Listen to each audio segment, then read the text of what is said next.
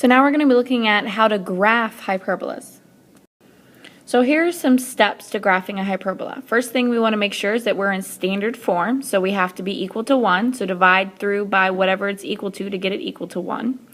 Then we're going to find A and B. These are going to be the dimensions of our central rectangle, and they will also tell us if we're a horizontal or vertical ellipse. Then we're going to draw our central rectangle. We're going to draw our asymptotes using the diagonals of the central rectangle, and then we're going to sketch the branches. They go through the vertices and then they approach the asymptotes. So in order to graph this hyperbola, we need to find the center, our vertices, and then our asymptotes. So our center is going to be 0, 0 because I have nothing added or subtracted here. I know I'm going to be a vertical hyperbola because my y squared term is the first term here. Let's go ahead and plot the center. Underneath this first term is always my a squared term, so a squared is 16. So a is 4.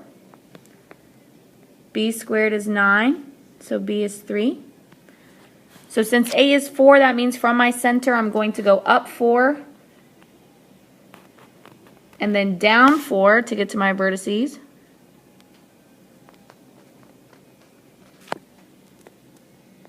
So my vertices are at 0, plus or minus 4.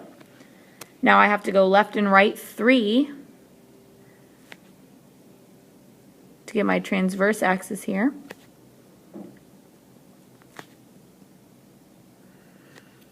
Now to find my foci, which I also want to graph, we do our Pythagorean relation. So c squared equals a squared plus b squared. So c squared is 25, so c is 5. So I go up 5 and then down 5. So my foci are at 0 plus or minus 5. Now the dimensions of my central rectangle are 2b and 2a. So my central rectangle will connect a and b together. Okay, so if you just follow along from A to B and create a rectangle, the dimensions will be 2A and 2B. Now my asymptotes are located at the diagonals of this rectangle. So drawing the diagonals of this rectangle, all dashed of course.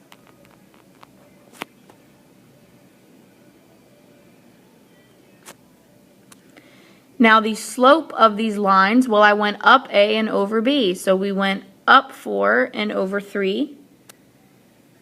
So my asymptotes here are y equals 4 over 3x. And then we're going to have y equals negative 4 over 3x.